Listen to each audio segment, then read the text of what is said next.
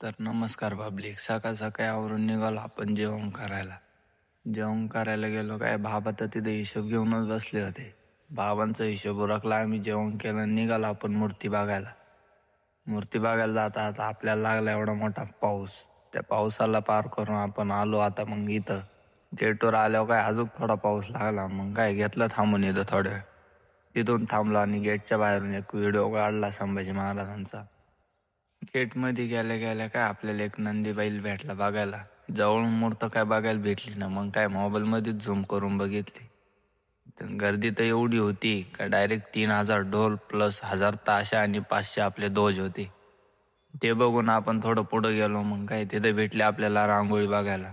रांगोळी एवढी मोठी होती, ती रांगोळी पाहून आलो बाहेर. मग काय भावाचं एक नवीनच काहीतरी निघालो, ते बघितलं आणि आपण आलो तर पुढं काय गर्दी दिसत होती. मग काय थोडा वेळ बघितलं आणि आपण निघालो परत घरी. भेटू, बाय बाय.